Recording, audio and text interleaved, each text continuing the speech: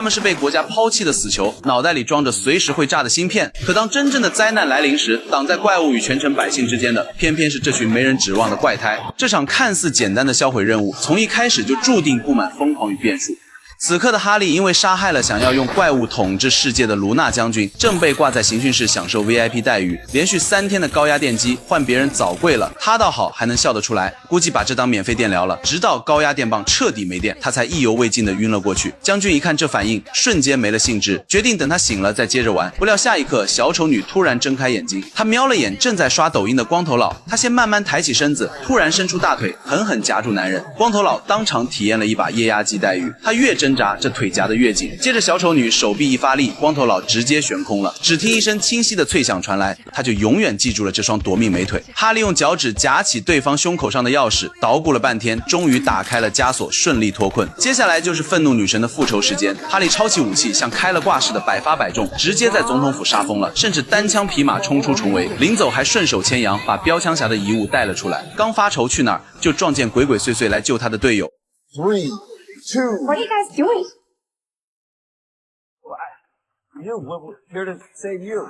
哈利感动又无语，甚至想自己原路返回，让他们再救一次。这下特遣小队全员到齐，接下来就要去完成此次的最终目标，那就是彻底摧毁海星实验计划。他们准备在约顿海姆每层都埋下炸药，将海星怪和实验基地一同炸毁。接下来佐伊操控老鼠黑掉监控，乌迪尔开车上演无间道骗过门卫，连老天爷都来帮忙，下起倾盆大雨给他们当掩护。等守卫察觉不对劲的时候，为时已晚。这帮人连扣扳机的机会都没捞着，就被集体送走，连喊一嗓子的时间都没留。鲨鱼王还趁机拍了人生首张战斗艺术照。随后他们用乌迪尔的瞳孔识别打开了肛门，众人总算闯进约顿海姆。眼看后方大批士兵蜂拥而至，罗伯特迅速让乌迪尔输入紧急代码，彻底锁死大门。基地长官只能通知内部士兵实施抓捕行动，新任总统也带人来支援。然而这却给了守在附近的反抗军偷家的机会。与此同时，乌迪尔带着瑞克和佐伊前往实验室销毁数据，其他成员逐层布置炸弹。和平使者跟鲨鱼王分到了一组。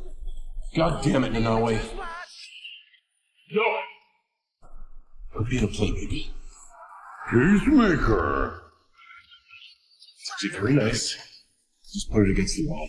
为了让他加快动作，和平使者违心一顿夸的鲨鱼王都飘了。正当鲨鱼王准备继续炫耀时，却发现身旁的和平使者不见了踪影。原来这家伙悄悄跟着瑞克他们摸进了核心实验区，眼前的景象直接让人头皮发麻。无数被海星寄生的人类，从老人到小孩全成了傀儡。更瘆人的是，有些人下半身全没了，就剩上半身在动弹。佐伊被这些实验场景吓得魂都快飞了，不自觉地往后退了几步，结果把那个巨大的外星生物给吵醒了。乌迪尔称呼那大怪物为征服者斯塔罗，他也干脆摊牌了，表示这一切背后都有美军罩着，就他们这几个垃圾小队根本翻不了天。原来30年前，漂亮国的宇航员从太空抓了只海星回来，这生物能通过分裂的小海星寄生并控制人类。为了保住自己的霸权地位，漂亮国当即决定把它开发成生物武器。为了避免在本土搞这种危险实验，军方跟乌迪尔所在的当地政府搭上了线，在南美洲这个小岛上建了约顿海姆基地。当初那只小海星现在都长成几百米的巨无霸了，不过好在被关在实验室底下，暂时翻不出什么浪来。然而前不久卢娜搞政变上了台，漂亮国这边立马坐不住了，生怕这老底被人翻出来，这才火急火燎派出特遣队来把实验记录一锅端了。瑞克听完再也忍不住了，他取出数据硬盘，准备把真相捅出去，让全世界看看这帮人的嘴脸。和平使者这时候却把枪口对准了瑞克，原来黑杰早就暗中安排他潜伏在队伍里，就是为了防止机密外泄。关键时刻，波点人跟敌人干架的时候，不小心把炸弹给引爆了。整个实验室猛然间开始剧烈震动，不断坍塌，几个人还没反应过来就被落石给埋了。等乌迪尔好不容易醒过来，却发现关着斯塔罗的实验室舱门被炸开了一道口子，紧接着数条触手呼啸而至，把他死死缠住，拖进了深渊。被囚禁折磨了30年的派大星恨透了这个光头，不把他五马分尸摔成肉泥，根本解不了心头之恨。那边和平使者还在跟瑞克抢硬盘，俩人打了一架，最后瑞克被和平使者给干掉了。瑞克临死前撂下一句话 What a joke. 这句话也是充满了讽刺意味。佐伊被眼前这一幕吓得腿都软了，下意识捡起地上的硬盘就拼命跑。他刚准备召唤老鼠大军，就被和平使者追上来，一把推倒在地。和平使者打算连他一块灭口，就在他要开枪的节骨眼上，罗伯特踩着一块掉落的地板从天而降。看见佐伊求助的眼神，他瞬间就明白了和平使者是什么货色。这俩老冤家二话不说，同时朝对方开了枪。细节的是，他们子弹对射的镜头也对应了之前监狱中的伏笔。 I use smaller bullets. What? They go inside your bullet holes without even touching the side. 搞清事情经过后，罗伯特接过佐伊手里的硬盘，藏进了自己的手套里。接着，自杀小队的成员们又重新聚到了一块。就在大家以为危机总算解除了的时候，实验室里的派大星猛地冲了出来。被关了30年，这家伙早就不是当年那只小海星了。士兵们二话不说，朝着他清空了弹夹。然而，这波操作对派大星来说简直是挠痒痒，但他显然不享受这种服务，瞬间暴怒。只见他从胳肢窝里放出无数个小海星，密密麻麻铺满了整片天空。这些小东西张开大嘴就往士兵脸上扑，死死吸附着，瞬间就把他们的意识给控制了。好在小队成员个个都有2把刷子，才没被这些小怪物拿下。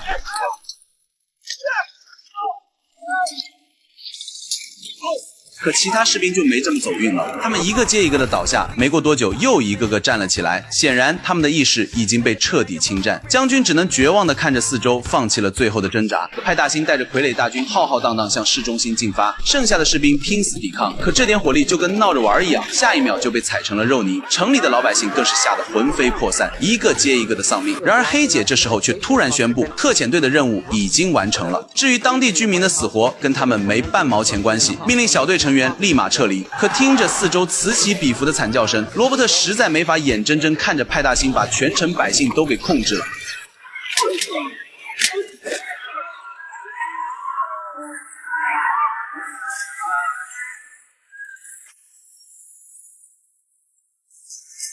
他宁可冒着被黑姐炸掉脑袋的风险，也要把这怪物给拦下来。其他队员见状，二话不说就跟了上去。眼看这几个人居然敢公然违抗命令，黑姐气得暴跳如雷，正要引爆他们脑后的炸弹。就在这千钧一发之际，身后的保洁实在看不下去了，抄起棍子哐当一下把黑姐给砸晕了。没了后顾之忧，指挥部其他人员赶紧连上卫星，帮特遣队制定行动方案。小队成员则紧盯着派大星一路狂追。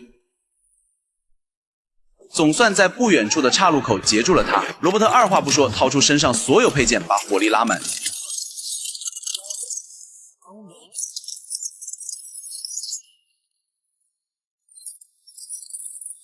罗伯特拿起枪来，对着派大星就是一顿猛轰，可惜还是打不穿他的防御，没招了。罗伯特只能派出吃货担当鲨鱼王。呆萌的鲨鱼王看见这么大一只清真海星，馋得口水直流，直接蹦上去就是一顿乱啃。紧跟着，罗伯特也让波点人加入战斗。It's your mom!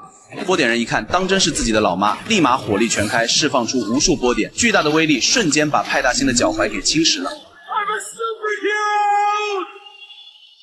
I'm a motherfucking superhero! 祸不单行，就连鲨鱼王也被派大星用触手缠住，扔了出去。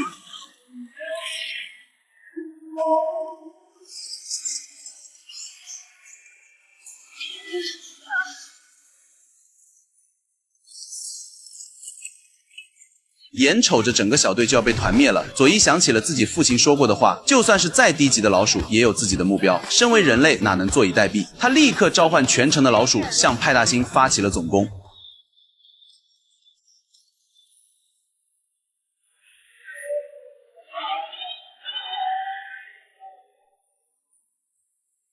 趁着派大星分神的空档，哈利抄起标枪就冲了过去，一个飞跃扎进了派大星的眼睛里。成群的老鼠顺着裂缝往里钻，派大星就这样从内而外被瓦解。 I was happy, floating, staring at the stars.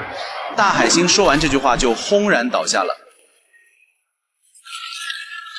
危机总算是彻底解除了。要说全场 MVP 还得是鲨鱼王皮糙肉厚这一条，又救了他一命。反抗军趁热打铁，把卢娜的残党连窝端了。当地老百姓的苦日子总算熬出了头。最后，罗伯特拿着硬盘当筹码，跟黑姐谈了一笔买卖，换回了特遣队所有人的自由。虽然他也想把这破事公之于众，但比起曝光真相，摆脱控制才是真香。鱼和熊掌不可兼得，能甩掉军方的狗链子，已经算烧高香了。谁都没想到，全场最佳躺赢选手居然是那只毫不起眼的黄鼠狼。这货压根没淹死，短暂昏迷反倒让他完美避开了整场屠杀。一觉醒来，仗打完了，自由也到手了。